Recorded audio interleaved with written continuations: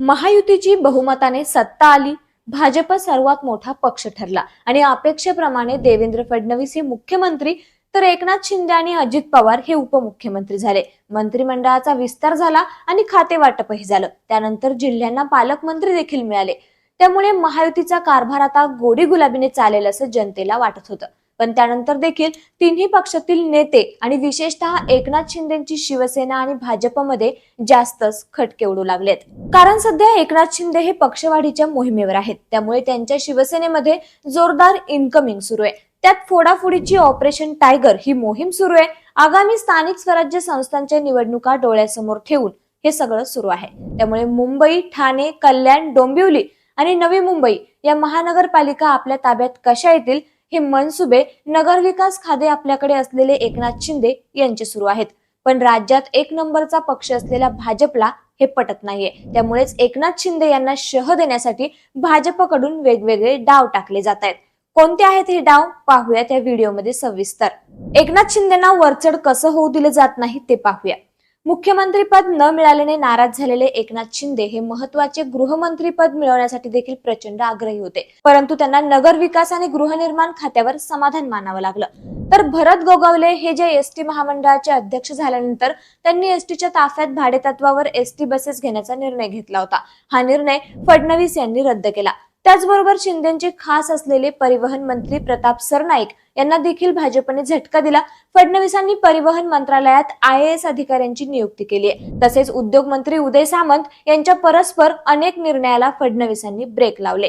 तर दुसरीकडे शिंदे यांना त्यांच्या ठाणे जिल्ह्यात शह देण्याचा भाजपकडून सध्या प्रयत्न सुरू आहे. त्याची जबाबदारी वनमंत्री असलेले गणेश नाईक यांच्याकडे देण्यात आली आहे, अशी राजकीय चर्चा सध्या सुरू आहे. त्याचं कारण म्हणजे मंत्री असलेले गणेश नाईक यांनी ठाण्यात घेतलेला जनता दरबार. ठाणे हा शिंदेचा बालेकिल्ला.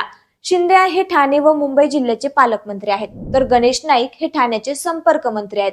त्यामुळे ठाण्यामध्ये गणेश नाईकांनी लक्ष घातलंय. त्यांच्या जनता दरबाराला प्रतिसाद मिळाला आहे. गणेश नाईक हे मूळचे शिवसैनिक आहेत. त्याचबरोबर गणेश नाईक आणि धर्मवीर आनंद दिघे हे एकेकाळी एकाच पक्षात होते. दिघे हे ठाणे सांभाळत तर गणेश नाईक नवी मुंबईचा भाग सांभाळत होते. दोघेही शिवसेनेत होते, पण दोघांमध्ये सख्य अजिबात नव्हतं. गणेश नाईक यांना युती सरकारमध्ये शिवसेनेकडून मंत्रिपदही देण्यात आलं होतं. हा सगळा झाला इतिहास. पण याची पुनरावृत्ती आता पुन्हा एकदा ठाण्यात सुरू आहे.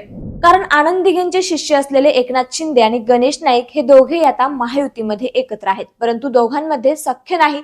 नाईक हे भाजपमध्ये येण्यापूर्वी राष्ट्रवादीत होते. तेव्हा त्यांची नवी मुंबई, ठाणे आणि परिसरामध्ये जोरदार ताकद होती. तेव्हा गणेश नाईक आणि एकनाथ शिंदे यांच्यामध्ये राजकीय संघर्ष झाला होता. भाजपमध्ये आल्यावर गणेश नाईक यांची ताकद पुन्हा एकदा वाढली.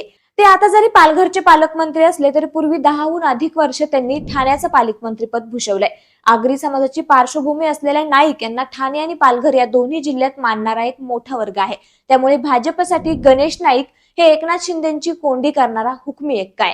भाजपला काहीही करून ठाणे ताब्यात घ्यायचे. मात्र दुसरीकडे एकनाथ शिंदे यांनी मुख्यमंत्री झाल्यापासून नवी मुंबईतही तेवढंच लक्ष घातलंय. मंत्री गणेश नाईक यांची दोन्ही मुलं संजीव आणि संदीप नाईक यांनाही शिंदे यांनी राजकीय त्रास दिलाय. तर ठाण्यामध्ये भाजपला कधीच म्हणावं तसं वर्चस्व निर्माण करता आलं नाही. परंतु गेल्या काही वर्षांपासून ठाण्यामध्ये भाजपने डोंबिवलीचे आमदार आणि माजी मंत्री रवींद्र चव्हाण यांच्या माध्यमातून ताकद वाढवली आहे. त्यांनी संघटन उत्तम केलंय. या भागात राष्ट्रीय स्वयंसेवकाचं देखील जाळं आहे. त्यात भाजपने गणेश नाईक यांना लक्ष घालण्यास सांगितलंय. त्यामुळे महानगरपालिका निवडणुकीमध्ये ठाणे जिंकून त्या ठिकाणी आपलं वर्चस्व निर्माण करायचं आणि एकनाथ शिंदे यांना राजकीय धक्का द्यायचा हे मनसुबे सध्या भाजप नेत्यांचे आहेत.